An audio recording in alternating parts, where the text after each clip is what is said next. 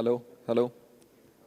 So I'll begin in 1 minute, but before that I just want to ask, did everybody get an email from me last night or today morning about Gradescope? Yeah? Did you at least try to log in? Very good. You said no, and still I said very good. Just make sure, yeah, maybe not everybody is on Gradescope right now, and that is perfectly fine. But you may want to rearrange yourself so that you can see one screen. Yeah, at least within a group of 5 people, 10 people, you can see one screen. That is good enough. Yeah, you don't have to have individual access. That's not necessary right now. Okay, we can start. So first, I want a show of hands. How many of you have graded exams so far? Very good. Yeah, so you have graded exams, and how many of you have invigilated for exams so far? Very good. And how many of you have graded for quizzes, assignments, or lab exams? Very good. So I believe there are only a very small percentage of you who have never done either of these activities. Yeah, and those have just started their PhD most likely, or their MTech, so that's perfectly fine. What my purpose is first is to understand the workflow. I mean, this talk is perhaps placed in the worst possible location in this workshop. The first one was introduction, and now suddenly I'm talking about exams, right? The exam should come at the end, yeah, once you have to interact with students and all, but anyway, I will do the job that I'm assigned to do. So think about this. Whenever there is an exam happening, what is the workflow that an instructor or TAs, they all have to follow? What is the first step that an instructor must do for exams? Design the question paper. Very good. Design the question paper. After that, write the solution for question paper. Very good. Yeah, I also want people from behind to speak. Any other answers? Anything after that? Write down the answers to the question paper. Yeah, anybody from this area? Create different sets. Okay, fine, that's a smart thing. Not everybody does that. Yeah, but to prevent cheating, you can create different sets. Anything else? Discuss with the TAs. Very good. Discuss with TAs. Anybody from behind? Discuss the grading scheme. Yeah, but the exam has to happen first. Yeah, so anything about that? Devising invigilation scheme, correct? Which includes? TA duties and seating plan, exactly. Without devising a seating plan and assigning TA duties, invigilator duties, you cannot really conduct an exam. Then after that, anybody from that area? What comes after that? You have now a seating plan in action. Then what do? Make students write the exams. No, first announce the exam. Right? You don't announce the exam, then they won't come. Then students will enter the classrooms. Yeah, then usually some attendance sheets are circulated. So what is the role of TAs at that time? Invigilation. Invigilation, correct. But before invigilation, something else should happen. Students are able to find their seats, yeah. Distribution of question papers, but question papers were never printed. Nobody said that. If the question papers were not printed, how will you distribute them? Right? So you forgot an important step, question paper printing.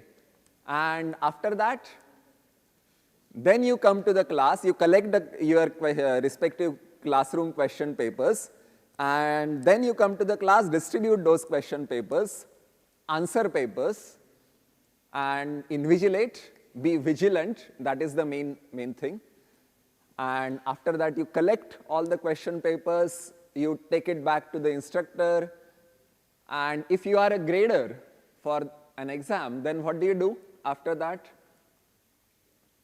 Then somebody already said, yeah, the instructors have to discuss the grading scheme, and once the grading scheme is discussed, then you start grading, but again there will be some problems, and you should communicate with other graders for the same question, as well as the instructor, and after that, you actually conduct grading. What happens after grading? Anybody from back? What happens after grading? Huh? You show answer sheets to the students. No. Enter the marks, yeah? You have to first total. Each person grades exactly one question. That is the common strategy, I suppose, in across all departments. So you have to do totaling. After totaling, because you are humans, you are prone to errors. So therefore, there should be a person conducting scrutiny. Right? Whether everything has happened, every single question has been graded, and after that, you ask students to meet at a particular location, and you show them the question papers, the graded question papers. What happens after that? Students cheat. Yeah, during that part, when you show them question papers in person, students overwrite, and then they will give you their question papers back, answer sheets back, and you collect all those answer sheets. What happens after that? You bring them back, you regrade, right? They have given you regrade requests, and you bring it back. You regrade, then you again total, and then final marks are announced, and after that the grades are decided, and then everybody can relax. Yeah, it's actually a very, very long process. It takes several days, and instructors do that for every single exam. Okay, so now here comes Gradescope. These slides I have used in a past presentation. They are available on CERTEX website already. I am recycling them. That's what most instructors do. Slides are available. You recycle them next time. But one important disclaimer, I'm not being sponsored by Gradescope or Turnitin. Turnitin, all of you have heard. Yeah, plagiarism checking software. They took over Gradescope. Yeah, so they have bought Gradescope now. So they are not sponsoring me. Okay. And this is the traditional exam workflow, whatever we discussed just now. Yeah, maybe we missed 1 or 2 points or. Okay, so all these things you have to, and TAs are part of lot of it, and graders are part of the later part, right? So this is the traditional exam workflow, and after that, Gradescope is helpful in all the red parts. On top of that, I'm not sure whether our Dean of Academic Affairs is here. He was outside. He was present outside. Oh, he is here, yes.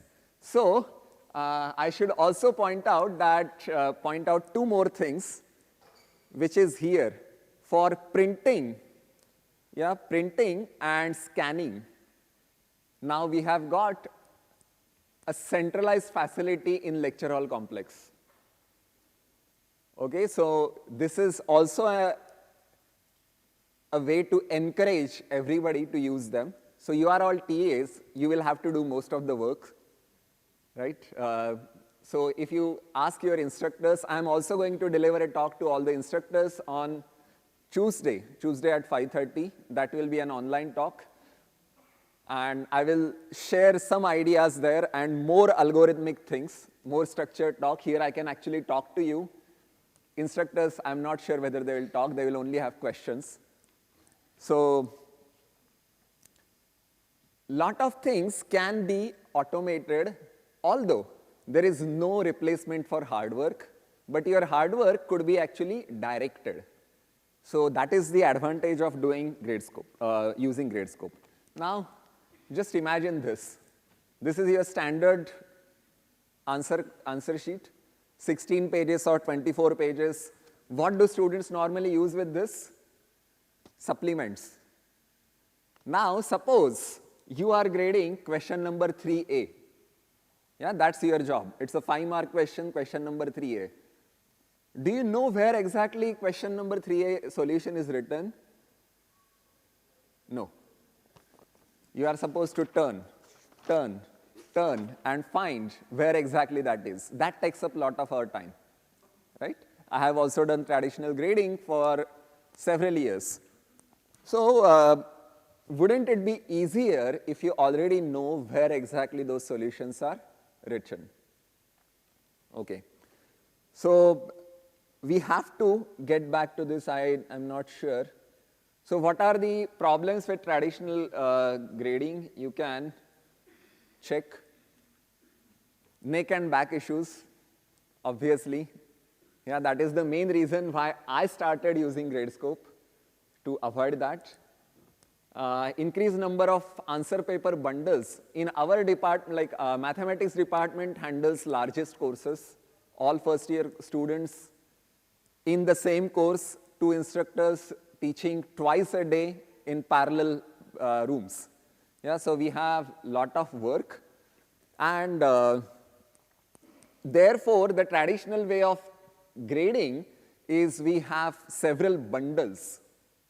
Yeah, maybe around 20-25 bundles for that exam, and we have to exchange bundles. Once we take a bundle, then we have to tick mark somewhere that we took it, then we have to finish grading that and exchange it with other person. Yeah, that is the traditional workflow. And well, keeping track of all those things becomes difficult, and therefore we are forced to sit in the same room. Yeah? We cannot leave that room for grading. Then grading in a single room for AP bundle safety. AP is answer paper. And turning pages after pages, I already told you. And you cannot skip illegible or confusing answers. Yeah, that is a very big disadvantage. Suppose you cannot read one particular solution. What will you do? You normally would like to go and talk to the instructor, but maybe instructor is not available at that point. So you would like to skip that answer, right? You can't. You have to finish grading it at that point itself, or by the time you finish that bundle. Right? So that becomes an issue, actually. And updation of grading policy is also impossible as you go. All the graders for the same question, they decide on the common grading policy, and you have to stick to that. What if there are alternate answers? Do you have a grading policy for those alternate answers already in place? If not, then you again have to discuss, you have to turn back pages, turn back the answers, already graded answer scripts, and keep doing this. Yeah, so it is actually quite cumbersome. I'm not saying we all have not been doing this well. We have been doing it well, but it takes more effort. And as a result, yeah, one thing is very difficult is maintaining uniformity. All graders are very enthusiastic at the beginning. Yeah, first day of grading, yeah, we are all fresh. But by the end of 3rd day, 4th day, everybody is tired. Yeah, they just want to get it done with. Yeah, you want to get back to your normal life, your labs, your research. Yeah, you don't want to keep doing this over and over again. And the instructor has no way to decide whether all the graders are following exactly the same marking scheme. The only thing they can do is, well, they have to take out a bundle, take a random script from that, and see whether the solution is, whether it's 2 similar solutions in different bundles are graded in the same way. Then they have to keep track of who is grading what. It's a lot of hassle. And there is also chaos and cheating while showing graded copies. Yeah? There is a famous case from IIT Kanpur. Yeah, candidate for president's gold medal was caught. Yeah, in the last semester, 10th semester. Yeah, he was cheating during showing off these graded copies every single time. And that's why he was getting highest scores in the class. Okay, so what are the features? You can grade from any location on the planet which has good internet connection. Well, good internet connection has become equivalent to water for us, right? Air, water, and internet, then food, shelter, right? So 100% transparency for everybody, and it saves a lot of paper, easy search and filter options. I'm going to actually show all these things to you in practice. So these are the features, and then printing and scanning, as I mentioned, that can be done centrally, and I will talk more about that with instructors, not with PAs. So first of all, I gave you enough time so far, and I hope that you all logged into your Gradescope accounts. Those who are, I have also added you, yeah, if you want to join.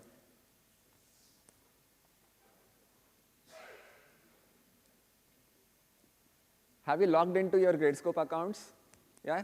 Can you see some, can you see the screen, not this screen actually, this screen. You might see, if you have not done any course before, you might see Gradescope 101, 102, and course 000.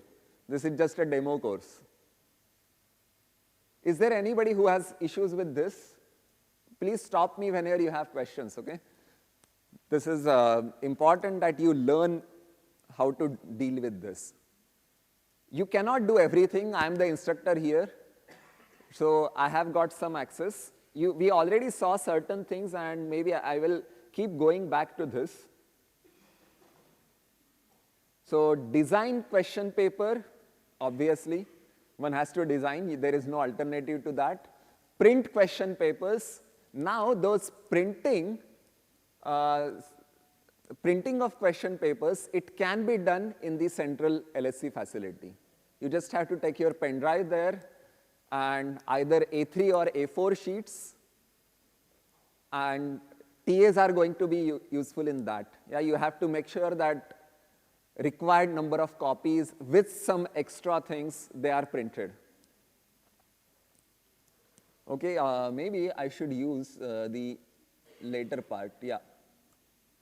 And here, what I suggest, yeah, for using Gradescope effectively, and this is, you can think of it as my second part of talk, where I'm only speaking about grading of question papers, I mean answer papers for exams. Yeah, I'm not talking about grading of quizzes, assignments, where students submit the assignments. Yeah, I'm only talking about answers papers right now. So it is actually very helpful if the question paper is designed as an answer script itself, so that there is limited space and a designated space for writing answer to every single question. What do I mean by that? Let me also open another. Okay, so nowadays everything comes with an AI assistant, even if you don't need that. Okay, look at this question paper. Yeah, this is a past question paper that I designed. So here, what are the features of this? Now there is name of the course as usual, then there is a space for writing name, and instruction says, well, I actually gave the instruction in the class verbally, that the name should be written in capital letters, block letters. Yeah, that's something easy to follow, right? Then there is a space for roll number. Students can write their roll numbers. These things are important. Now there are questions, yeah? And those questions have got dedicated space for writing answers. And the instructors have to be strict. that answers written elsewhere will not be graded. The students also have to think. When students have the possibility of attaching as many supplements as they want, you must have seen, if you have graded for larger courses, you must have seen that most of those supplements are actually empty. They write 1 or 2 lines and then inside there is nothing. They just have the hope that they can fill it up. But this way actually puts some pressure on them and makes them think before writing. Okay? And this is an A3 sheet. I prefer A3 sheets, some people prefer A4 sheets. That doesn't really matter. Our printers and scanners are capable of handling either one of them. And this is my one part of exam. My personal estimate is that in 1 hour, if students are writing continuously, they cannot write more than 1 A3 sheet. Some students complain, sir, mera handwriting bahut bada hai. Yeah? Tell them the rules are same for everybody. Practice beforehand. Yeah, you announce that at the beginning of the semester that you only get this much space. Nobody can help you. They will request, I wrote everything correctly and now I want to erase. Because this is not the correct answer. I want to write something else. It's their problem. Yeah? It's not your problem. It's not TA's problem. It's not instructor's problem. They have to think before writing. Another thing that at least I have observed and my colleagues will agree, and most of you will also agree, that students like to cheat using rough sheets. They pass rough sheets to each other. Yeah? I can see some smiling faces, so maybe you have also done that in the past. Okay? So my idea for preventing that kind of cheating, yeah, using rough sheets is that, so there are 4 questions here. As you can see, I had 4 parts of this, right? Question 1, question 2, question 3, question 4. I say solve any 3. And the 4th part, whatever is empty, that is your rough sheet space. Okay, you can use the same sheet for doing everything. That's my way of tackling the issue. And the marks, etc., like these are just normal questions. You just have to insert appropriate amount of space. Some instructors are generous, unlike me. I'm very strict with this. I want to save paper. That's my first priority. I do care about our environment a lot. So very minimal paper use. And I'm not commenting on other instructors who want to give, they are liberal. They care about students more. I don't.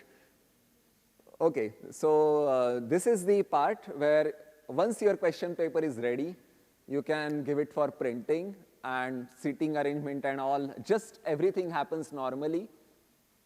And once you collect all the answer scripts, which is same as questions papers. Yeah? What do you do after that? You take it to the scanning facility. You bundle all these papers together. So I have got some sample papers over here. So now these are some papers. Yeah? So this. Now, obviously, all of them have, even though you can't see everything in detail, I cannot have one paper reversed. Yeah, the job that TAs will have to do is that they cannot have, they should make sure the orientation of the pages is correct. If the orientation is mismatched, then there are lot of problems later on while grading. And the second thing that TAs always do is making sure that everybody's paper is collected, right? You have to do that. Before that, you cannot leave the class, exam hall, right? So if there are 90 students, then you should have 90 sheets or 180 sheets, depending on how long the exam was.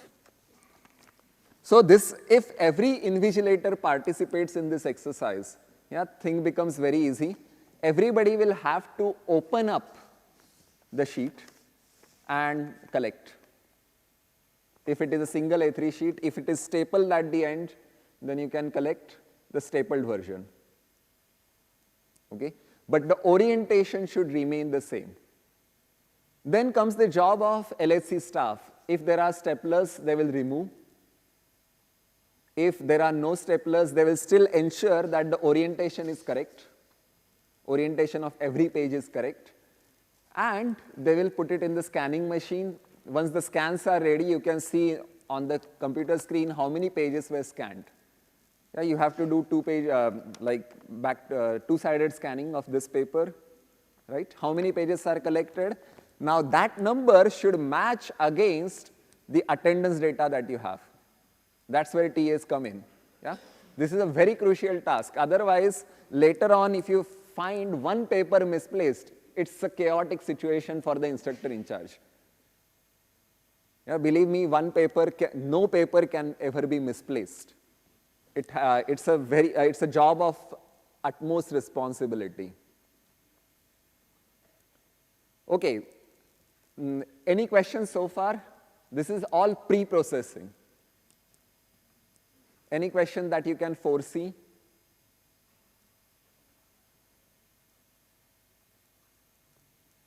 Yeah, you have a question? No. Fine.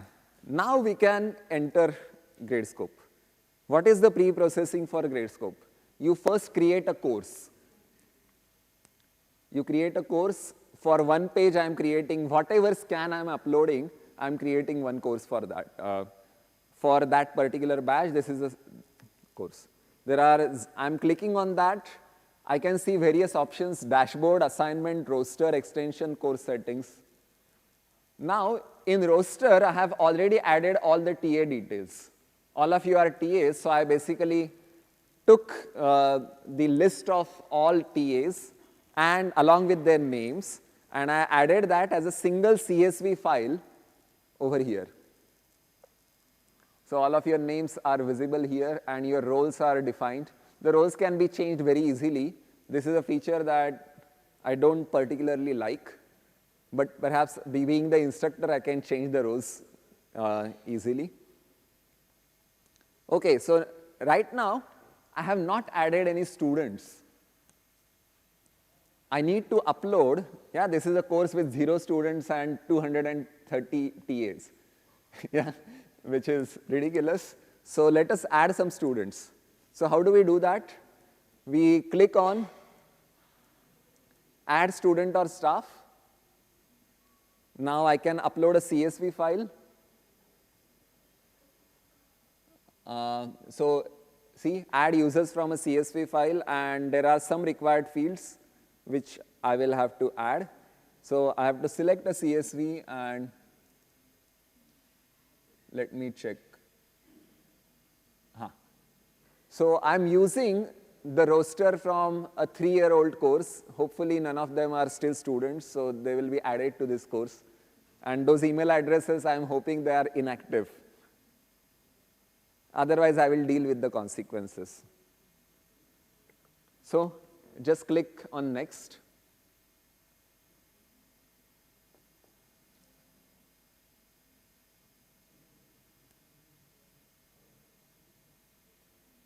Okay, I'm not sure whether internet is not working.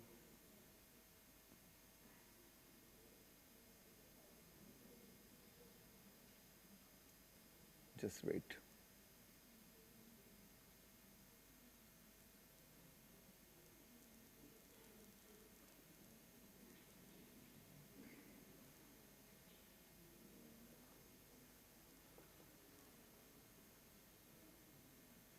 It's saying required field and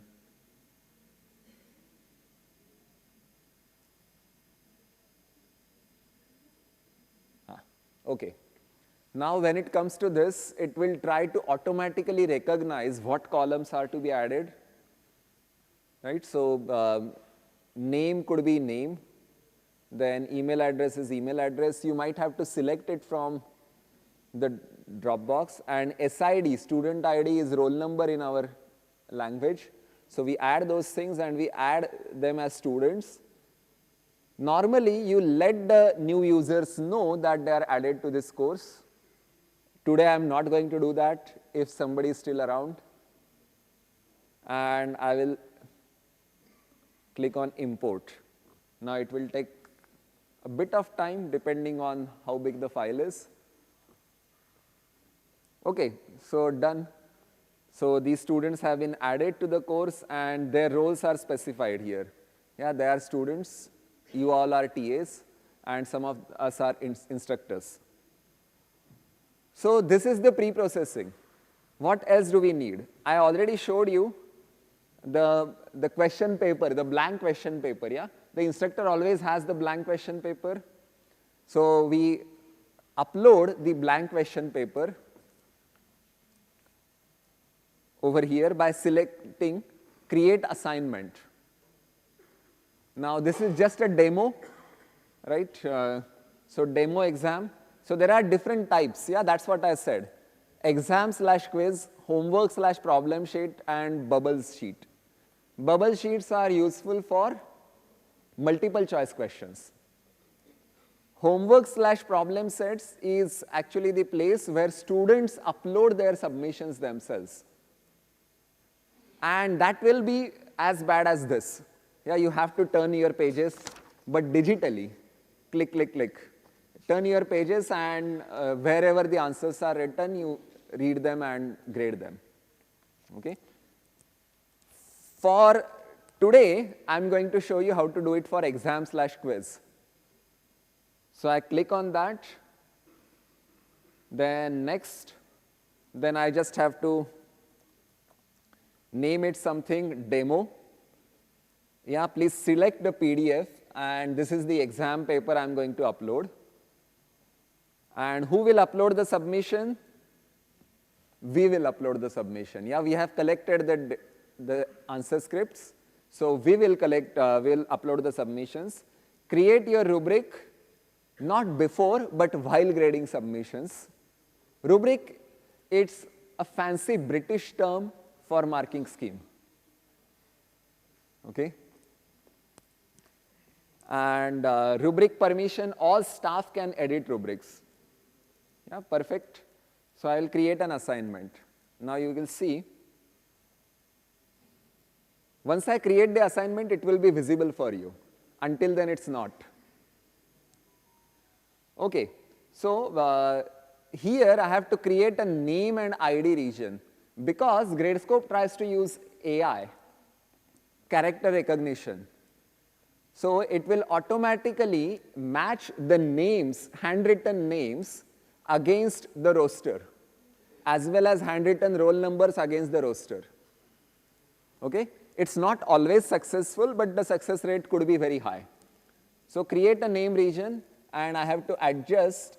Okay, this is the place where the names will be written, and let me put it here, and yeah, this is the place where it should look for names. Then create an ID region. This is the place where it should look for IDs. So for every paper, the instructor has to make sure to have these things. If you are collecting individual copies, individual papers, then you should be able to recognize. And no matter how many times TAs and instructors shout during the exam, the students don't pay attention. Yeah? You ask them, please make sure you write your name and roll number on every single page. Yeah? They will come back running after you after the exam is over. Sir, I forgot to do that. Then you don't get marks. Okay, so after that, new question. I will just show you how to do one question. Yeah, this is question number 1, whatever name you want to give it. So this is the outline, and this is question number 1, and it is for 4 marks. I can add the points to here. It doesn't understand anything else. So I will save outline. It's just a 4-mark exam for now. Okay, now the next thing is where TAs again come into picture. The instructor has to edit outline. Yeah, upload the question paper, I mean, hopefully you don't have access to those the question papers in beforehand. And the create rubric part, we will do that later, and I will ask all of you to contribute. But here is manage scans. So manage scans means whatever data you collected from LHC office in your pen drive, now you have to come and upload it. So I already have some data from past. So this is part a.pdf. I'm just going to upload it. I just dropped it, very simple. Now that file is being uploaded, and let us see how it processes.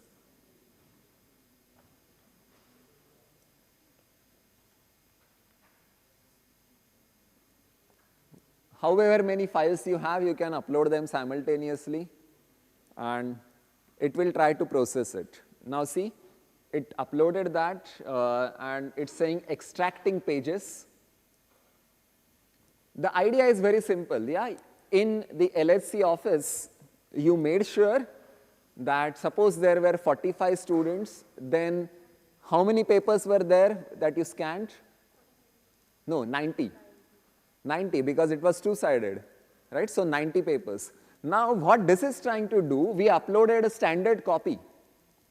So it is trying to get that standard copy and divide it into that length each, 2 pages each. The standard, the blank copy was of 2 pages, so therefore it is trying to find split points after every 2 pages. It may make mistakes, yeah, so therefore it will ask you to confirm. Yes, so ready to create submissions, unable to confidently auto-split. Okay, let's see. So let's click on show. Now we just have to go through it and see whether every submission has 2 pages each. And I'm hoping for an error so that I can show you what to do in case of error. If not, then also I'll show you what to do. Yeah, 43 submissions. So I can merge with the previous one, or I can create a split so that it becomes a new submission. Those are the only 2 operations you can do. And for this reason, it's extremely important that you make sure the matching is done. Attendance list versus number of pages scanned. And I can create 43 submissions, just like that. Okay, once these submissions are created, I can go to manage submissions. And while it is doing its job, I will also tell you some other problems. When you are at the printer or at the scanner, yeah, there are multiple possibilities. Even though the scanner is very high-tech, sometimes the paper gets stuck. It's better to redo that bundle in that case. Yeah, the entire bundle, it's better to redo it and scrap the file that you were trying to do earlier. Yeah, because you are never going to be sure. If some students' papers were scanned in reverse order, then usually graders get confused. Yeah, I cannot see what I'm supposed to see. Right now, we are only supposed to grade question 1. Yeah, and oh wow. It did not catch the outline for some reason. I'm not sure why. It's saying, please indicate name and or ID region in the edit outline. Okay, maybe I made a mistake.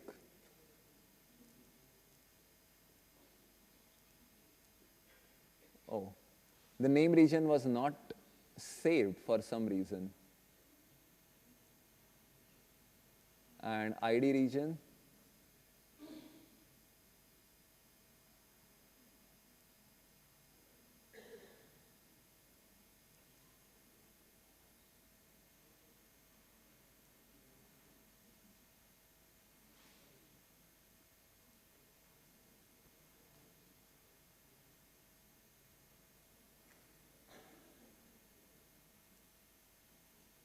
Well, I'm hoping that it will try to automatically assign students and I can show you how to do that.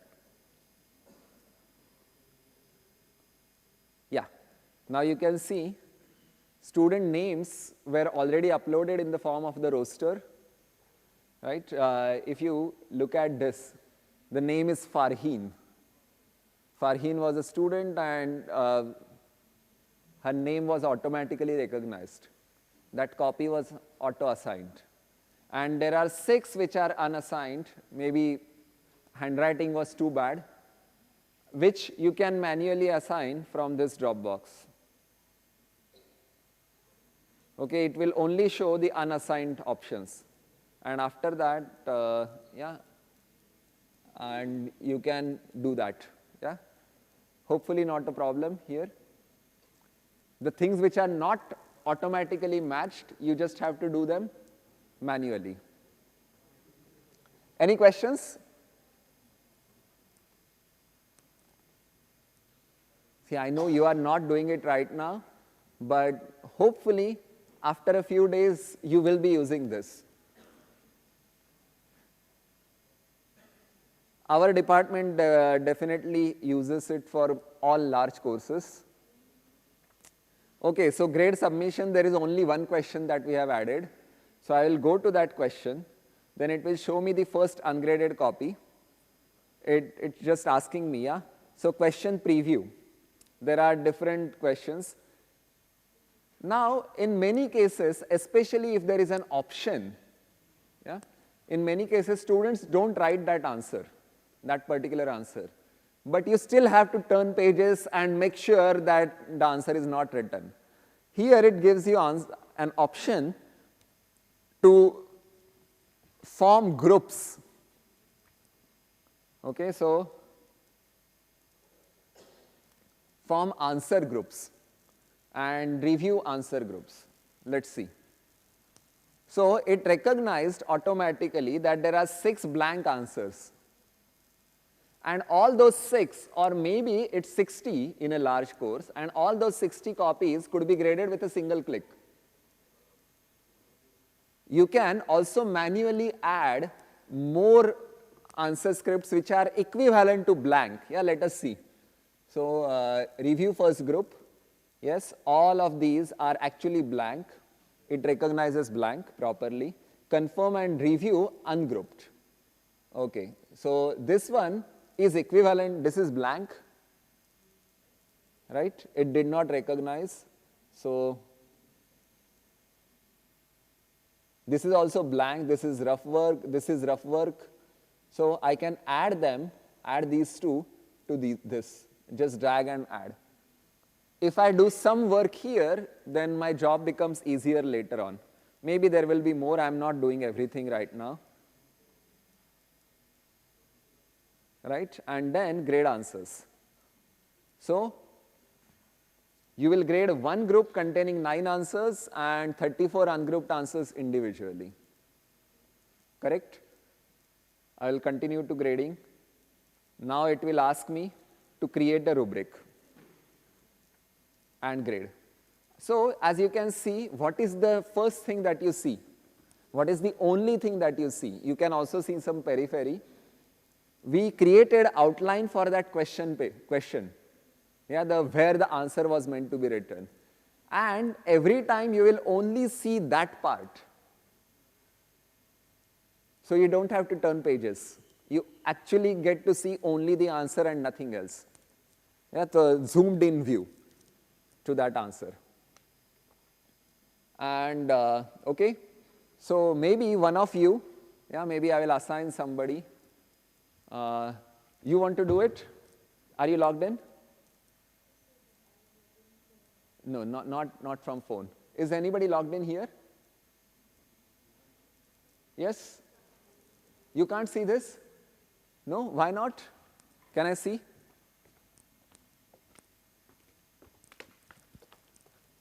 If you can't see, then that's a problem. Yeah? You should have told me earlier. You can see this. Why not? You just have to click on 1.1. Okay. And grade answers. You can actually. You just have to go to review first group and confirm this and grade answers. It doesn't matter. Continue to grading. Anybody has any questions? I can walk around and try to answer your queries. So the person who just unlocked this, can you create, see, notice this. There are rubric settings here. You can notice this here, rubric settings. So this is something that the instructor will have to decide. Either negative scoring, so everybody starts with the maximum amount of marks and for each mistake they get marks cut, marks deducted. Or you can have a positive scoring where points are added to 0. Yeah, this is the normal style that we do. And maximum score is 4, okay. I'm not sure why that happened. Well, let's say this is 1 mark question. Yeah, let's pretend. I can change that in assignment settings, but I'll just click save. Now, what are the 2 possibilities? I can either say 0. 0 is for blank / totally incorrect. I'm trying to be as comprehensive as possible, comprehensive and general as possible. And second one is 1 mark for totally correct. Oh, somebody is also modifying, so I get notification. 1 mark for, oh, why is it? Now you are playing with me. Okay, so this is, click here to replace this. Okay, now everybody wants to do it. Yeah, add as many rubric items as you want. Yeah, that doesn't matter. I'm just here to tell you what to do after that. So you added lots of rubric items, it seems. 3, 4, 5, wow. Everybody is adding 1 rubric item.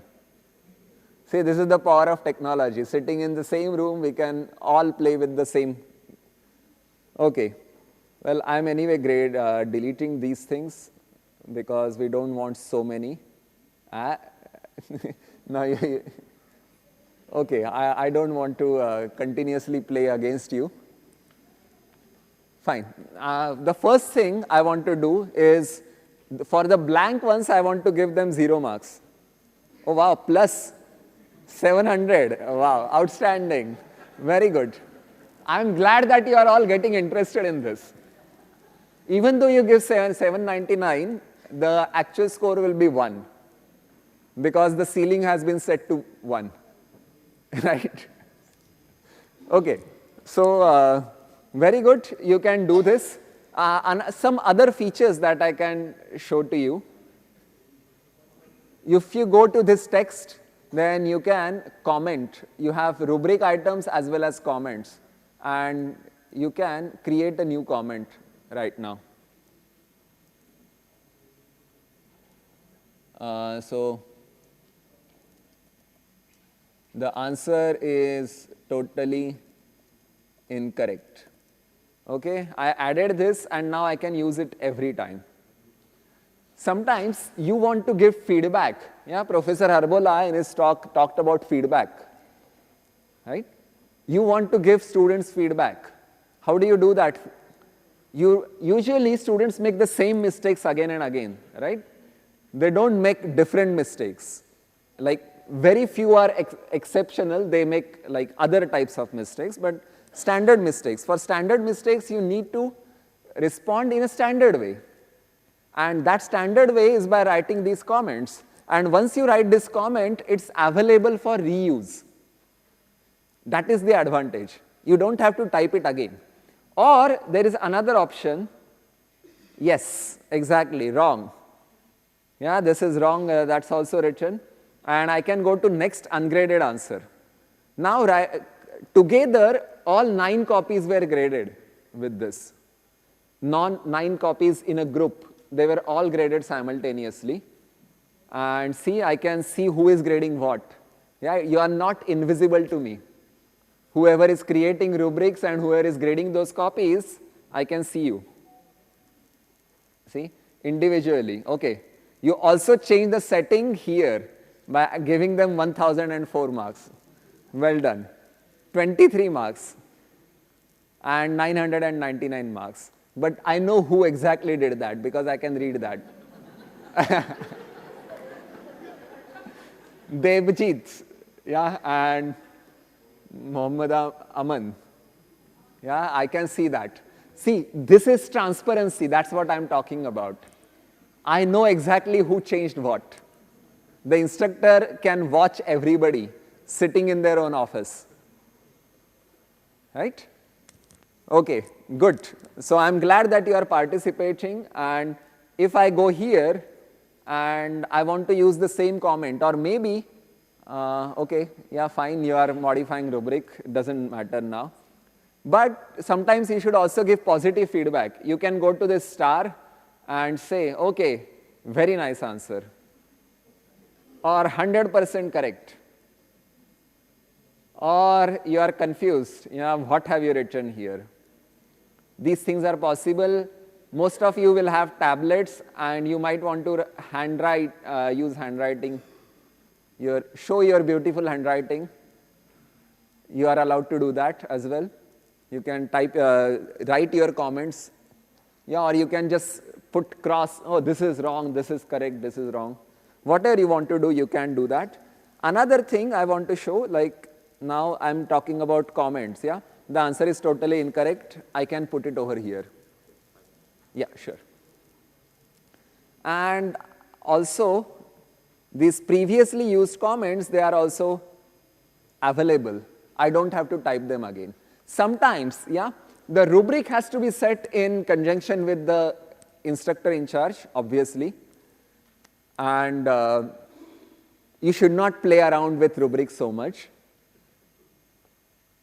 But sometimes you feel that the standard answer for which your marking scheme is designed, the student's answer doesn't fall into that category. Yeah, it's something different. Then obviously in conjunction with instructor, you should not create new rubric items. The main purpose of creating rubric items is something simple. If you want to give them 1 mark and 2 marks and 3 marks, 1, 2 and 3 are the things that you want to use. Yeah?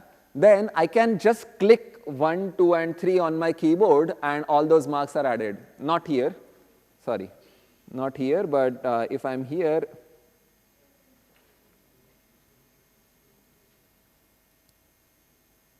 I can click on 1, 2 and 3. These are just my keyboard clicks. Yeah, so grading becomes very easy. After I press Z, then I go to the next copy. So everything can be handled using your screen or keyboard or mouse. Yeah, that is an advantage, and you can sit anywhere, in a park, in another country, on a beach, and still do grading. Yeah. Well, that also has disadvantages. I'm not saying that it's advantageous only. But you don't actually have to be confined to a single room to do this full grading. Okay, one last aspect of that, review grade, I'm not sure why anybody would go there. Yeah, see, these are the scores so far.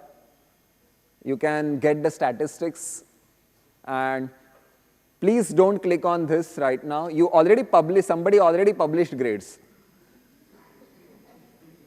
Now you are just doing too much. See, if one of those students is currently on campus, I don't want them to get disturbed. Yeah, please don't go so far. Yeah, so I'm unpublishing grades, and over here there is regrade request setting. So regrades, now showing papers becomes very easy. Showing papers means you just send an email that your grades have been published. You can view them on Gradescope. And until this time, you can submit regrade request. Regrade request is like a chat function. So whatever they want to write, they will write in a message, and graders have to respond to that again in a chat. So this comes equipped with the chat setting. And over here, regrade request setting, you can set time and date. until what time students can submit regrade requests. And once you do that, you are done. Yeah, your whole grading process, whole statistics, you don't have to add. There is no possibility of students modifying the copies later on. You don't actually have to go and face the students in a classroom. Any questions? Yeah? What was? Grouping, no, not grouping questions. It was grouping of answers. Grouping of answers helps you to, like sometimes you know that, let's say during COVID time, yeah, when we graded, we observed that there were only 6 types of answers floating around. All 1,100 students were writing one of those 6 answers. Now, obviously, you don't want to grade every single copy separately. So, by looking at the thumbnail of the answer, you can decide, okay, this is type 1, type 1, type 1, type 1, type 2, type 2, type 2, type 2, and you group them together, and you just press one button for grading that. Yeah, that is grouping of answers. Any other questions?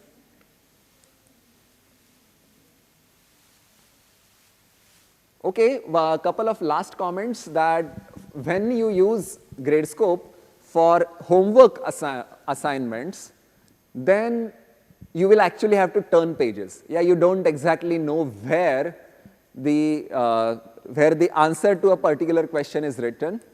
But apart from that, nothing changes.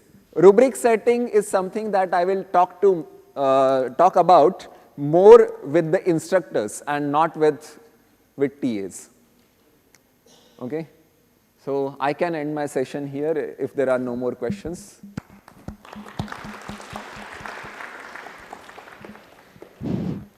Are there any questions? Yeah. So,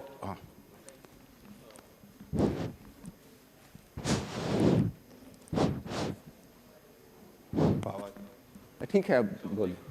Here there was only one question containing 2 pages, right? But in actual exam there may be multiple pages. So Yeah. While we go to the LHC for the scanning, how will we handle, like a single student will have like 10, Now that 20. depends on the instructor, okay? For a 3-hour exam, I usually prepare 3 different sheets. After 1 hour, I will collect the first sheet. The invigilators will collect first sheet. In the second hour, there will be a second sheet. But the instructor may decide that they want to give all 3 sheets stapled together. So then you staple it together. Like you scan all of them together. Yeah, 1, 2, 3, 1, 2, 3, 1, 2, 3, 1, 2, 3. That's the scanning order. And to scan right after the exam, it will go to LHC or? Scan right? No. I mean, that depends. That's again instructor's decision. That's the logistics. I'm nobody to, those are logistical issues. Yeah. Following up on this question, that like for example, when we are conducting exams using the standard notebook format that we have, the number of pages that students use, different student will use different number of pages. So in that case, while managing the scans, you have to manually cut. See, this is not suitable for standard notebook exams. Okay. This is only suitable, like otherwise you have to, I feel it's inefficient. Yeah, for a standard exam, notebook exam, it's inefficient. For only this type of thing, yeah, you could be generous. The instructor could be generous. Like instead of giving just one side of, like half side of a page, they might give one full page. Yeah, but apart from that, I feel it's more efficient when there is a designated space for writing answers.